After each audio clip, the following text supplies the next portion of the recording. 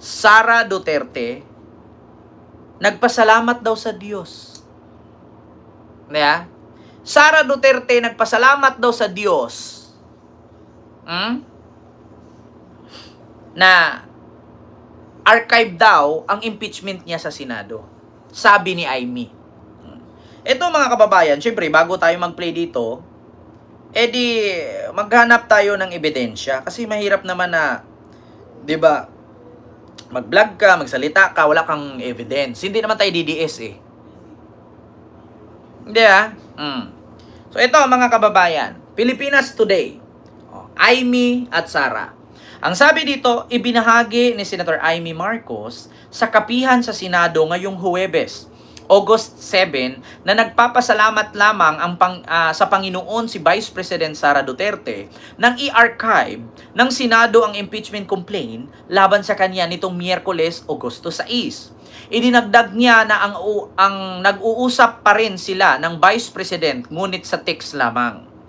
Umano kung saan nagsisend ng mga Bible verse si BP Sara sa kanya. Putang ina. Tignan ninyo, mga kababayan. Si Sara Duterte, nagsisend na daw ng Bible verse kay Lenny. Alam niyo, sa totoo lang mga kababayan, ganyan ang ginagawa ng mga makasalanan. Diba? Kasi okay lang naman mag-send ka ng Bible verse, wala namang problema. Diba, Ma'am Ginger T? Walang problema kung mag-send ka ng Bible verse. Ang tanong kasi ngayon, lagi ba yan? Diba? Lagi ba yung pagsisend ng Bible verse, Senator Amy, ni Sara sa'yo? O baka ngayon lang? Diba? Alam niyo, marami akong kakilalang ganyan eh. Lalo na yung mga scammer. Yung mga scammer. Kapag nangutang yan, Bible verse, Bible verse.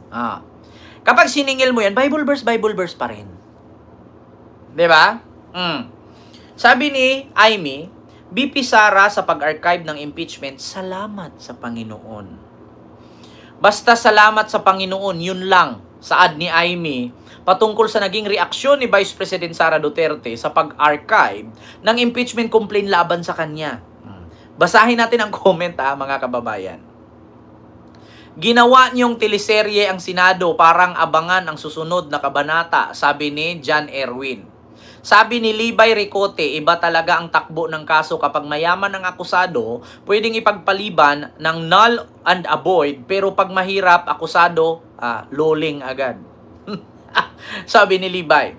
Ito naman, sabi ni Raul Medina, nagnakaw ng manok, kulong. Nagnakaw ng mangga, kulong agad. Nagnakaw ng kaba ng bayan, bida pa yan. Ay naku, ano ba yan? Sabi ni Raul Medina.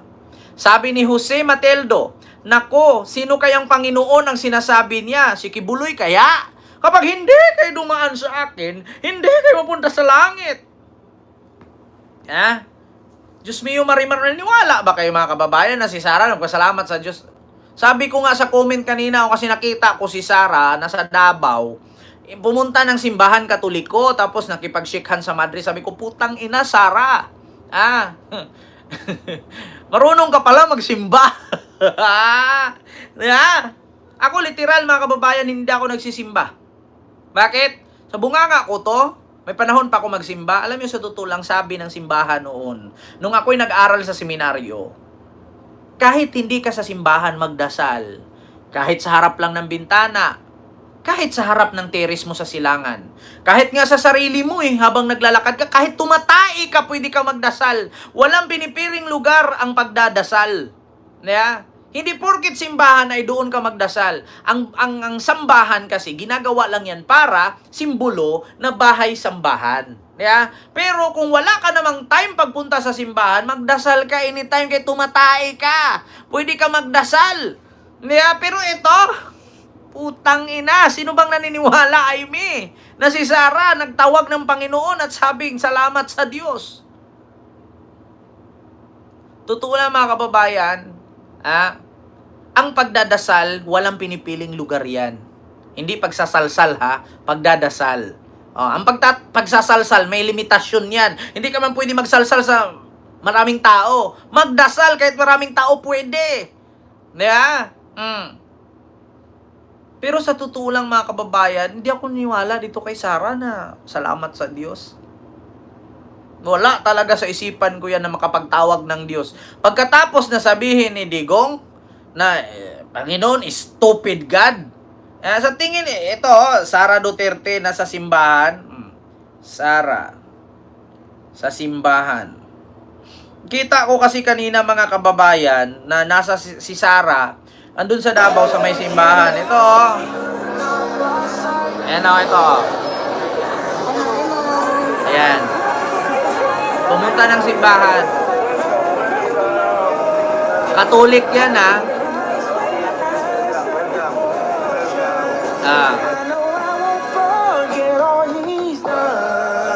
Tanong ko lang, Sarah. Sino pang maniniwala sa mga pautot niyong ganyan? Sino pang maniniwala sa mga pautot mong yan? Hindi po nakakalimutan ng taong bayan kung paano babuyin ng tatay mo ang Katoliko. Hindi po makakalimutan ng taong bayan kung paano sabihin ni Digong na stupid ang Santo Papa at paano daw nangyari na ipinako sa krus bumangon pa. Kung siya daw ang Panginoon, yung mga papatay at papalo daw sa kanya dapat pinarusahan na kasi di ba makapangyarihan Panginoon. Kikidlatan lang daw niya yun, patay na. Bakit hinahayaan daw ni Jesus na magpapapako at magpapatusok ng bangkaw doon sa gilid kung kaya naman niyang pakidlatin ang langit at tamaan yung mga tutusok? Hindi mo kayang takpan, Sarah, yung kasamaan ng tatay mo. Sabi nga ni Miss Wari, the sin of the father is not inherited by the son. Ibang sin yun. Baka nakalimutan mo, Sarah, Digong to Catholic. Mga kababayan, hindi makakalimutan to ng mga pari. Challenge the Catholic Church. You are full of shit. At mabaho rin kayong lahat. Who is this stupid God? Diba? Stupido talaga itong putang kung ganun. Paano ka maka-concentrate na yung Diyos mo pinako sa krus? Nakakawala ng bilib. Ako ang Diyos tapos ipako mo ako? Putang ina. Sabi na sirado na ang Dewi. Sino dadating? Si Pope.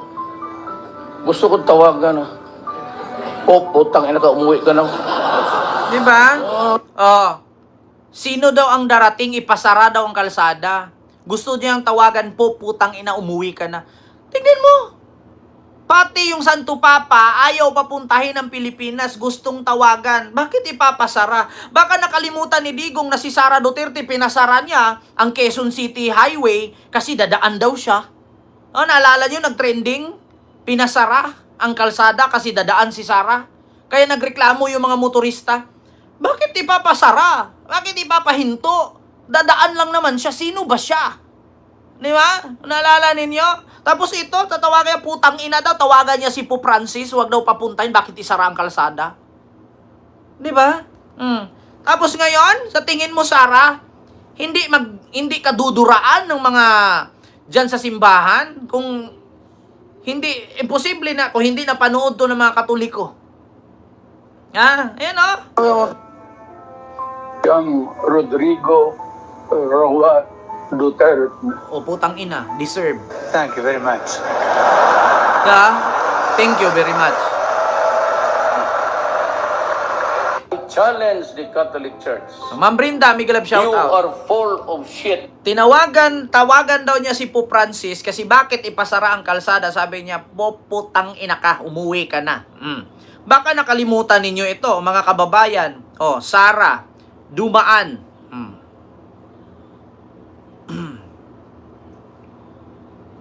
Baka nakalimutan ito.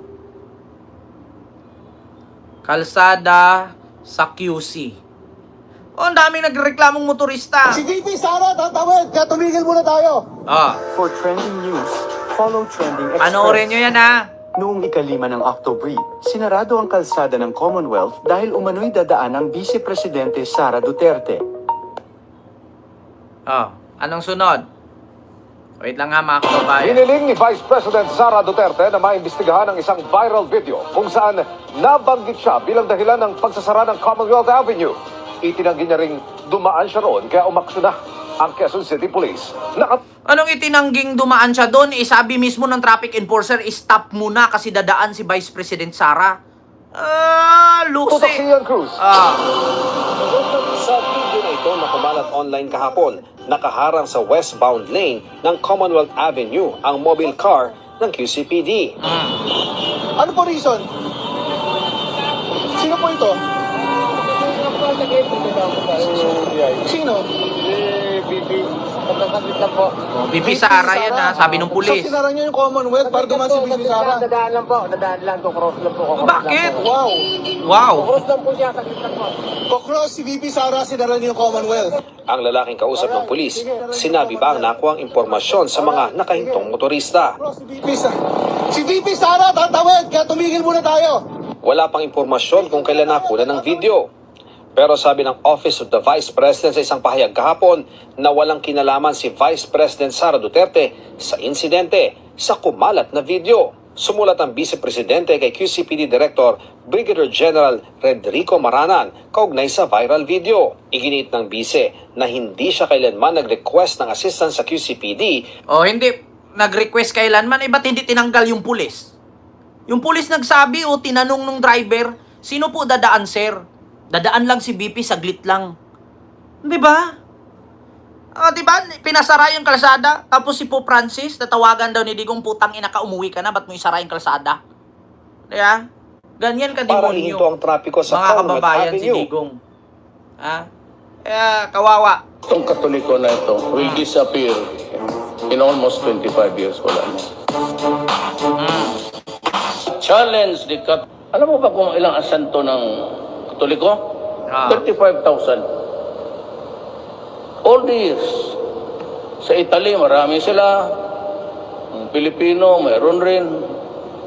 Magdasal ka na sa isang Diyos, magdasal ka ba rito sa mga santong Diba? Santong putang ina. Pati isa sa... lang ang Diyos. Ah. There's only one God. Sino? Si Kibuloy? You cannot divide God into three. That's silly.